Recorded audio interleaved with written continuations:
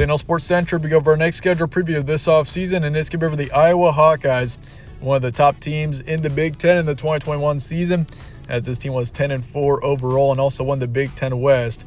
But how will this team be in 2022 is what we'll be going over here today. We'll be going over the players this team will be losing, who they'll be returning, and also looking at their schedule for the first time this offseason, starting out with some notable games from last season. This team was 10-4 overall, so overall is a good season for this Iowa team. They're ranked number 2 in the nation at one point as well. I mean, that's kind of crazy to look back at, that the Hawks were ranked number 2 in that Purdue game.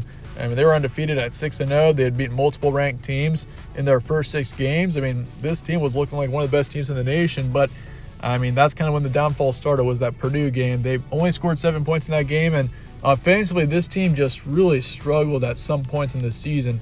I mean, only scored 3 in the Big Ten championship, and obviously, I mean, this defense has got, I mean, defensively, this team is good enough to be a college football playoff contender for sure. It was just the offense that really came back to bite them in many areas of the season. I mean, their special teams and defense, I mean, both of those units were excellent last season. It was just the offense that kind of screwed them over in the end. But, of course, I mean, this team, they beat Iowa State, number 9 team in the nation at the time, 27-17. That was in week 2. And, I mean, considering Indiana was ranked in week 1, which is pretty baffling to see how they finished out the season 2-10 after being ranked in the top 20 in the preseason. But, I mean, Iowa was already ranked pretty high after week 2, considering they had beaten 2 ranked opponents, and Iowa State was very hyped up going into the 2021 season. And kind of looking back, it makes sense. I mean, Indiana turned out to be 2-10. Iowa State turned out to be one of the biggest disappointments of the year. So both teams in reality weren't that great, but I mean, the wins looked excellent at the time. They beat Maryland 51-14. That was a big win. Offensively put up 50. I mean, there was a lot of promise in that game, and they also beat Penn State 23-20. Big win there against the number 4 team in the nation at the time. Turns out Penn State was 7-5 last year. So, I mean, once again, those wins in the first half of the season really don't look so good anymore, but I mean, they were still huge at the time. I mean, you beat multiple ranked opponents in a matter of just a few weeks, so it was huge. And this team was ranked number 2 going into that Purdue game, and reality kind of hit. They lost that game 7-24. Also got beat by Wisconsin pretty badly. Lost to Michigan 3-42 in the Big Ten title game. Just a tough game, and offensively they could not get anything going. Only scored 3 in that one against the Wolverines, and they lost their bowl game against Kentucky 17-20. Kept it close, but the Wildcats, they were a good team last season. So Kentucky, that was a big win for them in the end. So yeah, kind of an interesting season, kind of a ride, just a roller coaster of a season for Iowa on the rise. I mean, they were at the top of the rankings pretty much, and suddenly they fall off. And still a 10-win season though. I mean, it was a good season for this team. There's no doubt, so huge credit to them. But looking at your roster now, going into the next season, return both top quarterbacks, Spencer Petras and Alex Padilla. Both quarterbacks were underwhelming to say the least last season.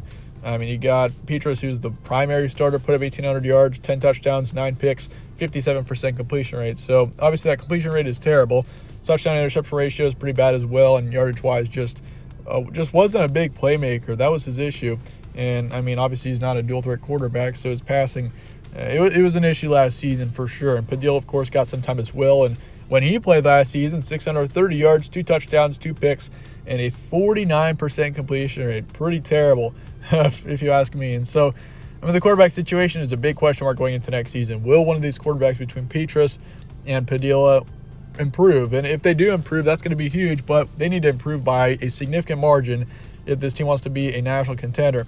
I mean, this team, they could have been a national contender last season if their offense was better. I mean, I'm just saying it straight up, and I think most Iowa fans are pretty familiar with that, and I think they all know that. But I mean, if you look at Tyler Goodson, he was a big time playmaker, 1,300 yards, nearly 1,400, then 7 touchdowns on the season. So yeah, he was a big playmaker, and you're going to be losing him. So that's a concern. Obviously, he's probably the best player on this offense, and you're losing him. But Sam Laporta, he really came around in the 2021 season, so keep an eye on him. He put up 670 yards and 3 touchdowns. He is coming back, so that is definitely promising for this offense, having an excellent tight end like that. And Iowa's produced some excellent tight ends over the years, and Sam Laporta looks like another one of those. But otherwise, in the running back core, Gavin Williams is returning, your second running back last season. He put up 350 yards, no touchdowns, really didn't have too heavy of a part in this offense.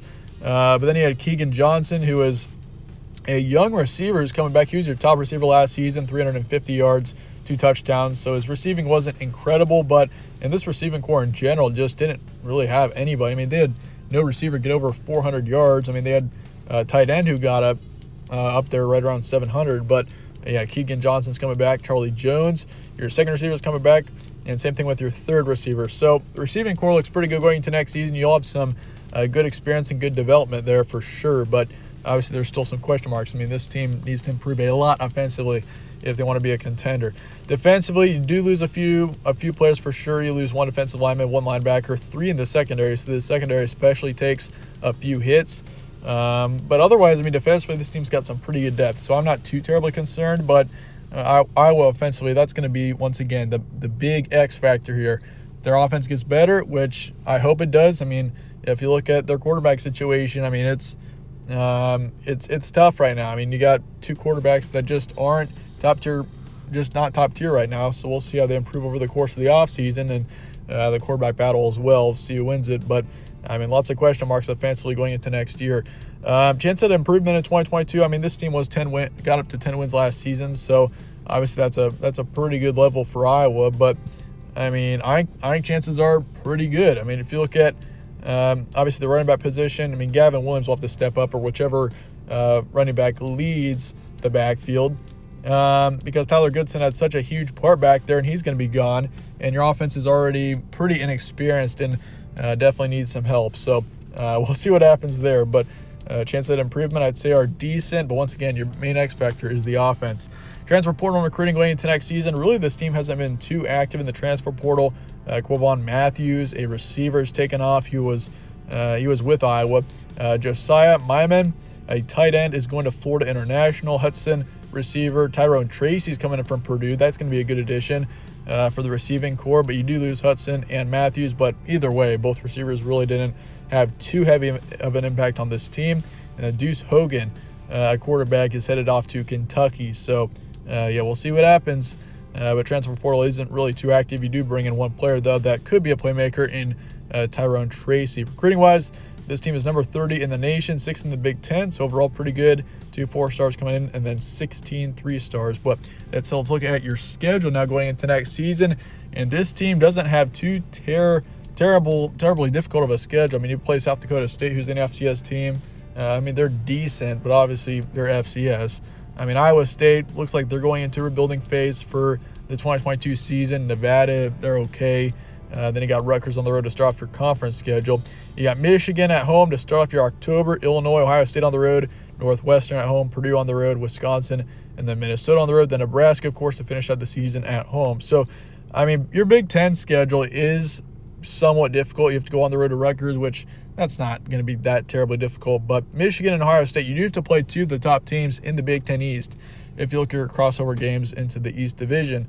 So Michigan, Ohio State, obviously 2 pretty good football teams, but then again, your non-conference schedule isn't terrible. So I'm not too terribly concerned about the strength of schedule going into next season. But first half of the schedule, South Dakota State, easy win. Not too concerned about that one. Iowa State, I'm in favor of the Hawks in that game. Cyclones, once again, it looks like they're going to go into a rebuilding phase for next season. They're losing quite a bit, so not too concerned about the Cyclones. Nevada, easy win. Rutgers on the road. I'm going to favor Iowa in that one. Potentially could be closer than expected, but I mean, then again, Rutgers, I mean, they're an extremely unpredictable team, that's for sure. Michigan at home, that's a tough one. Obviously, it's a rematch of the Big Ten title game, and it's in Iowa City, so you do have home field advantage. But Michigan, too good of a football team. They'll be potentially, I mean, they're going to be just as good next season. I'm pretty confident. I mean, they do lose a few playmakers for sure, obviously, but Michigan definitely has got some good depth, and they're returning some key players, and I think that team will continue to remain a contender. So I'm going to favor Michigan in that game, but it could definitely be close. Illinois on the road, I'm going to favor Iowa in that one as well. Second half of the schedule, Ohio State, that's going to be a tough one too. You're having to play them in Columbus, and Ohio State I expect to be much better next season. They kind of, I mean, in the second half of the season, Ohio State really came around. I mean, even though they lost to Michigan, of course, but I mean, the Bucks definitely look like they're going to have some good improvement going into next season. So I'll favor them there. Northwestern, Purdue, both close ones, especially that Purdue game.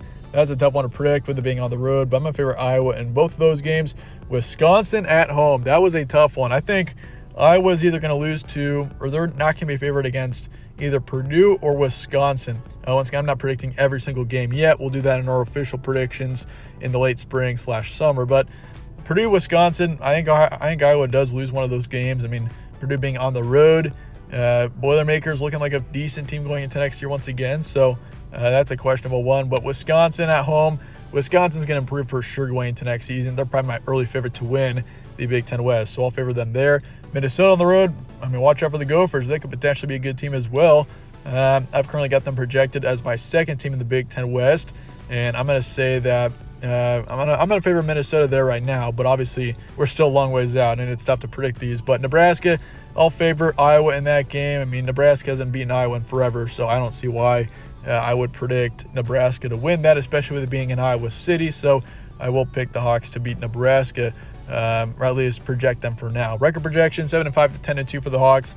I mean, this is a tough team to predict. I mean, it's going to, once again, heavily depend on the offense, but 7-5 to 10-2, I think, is a pretty good projection for this team for now. But let me know your thoughts in the comments below on this team, and I appreciate you guys watching as always. Stay tuned for more from All Sports Central. Catch you on the next one.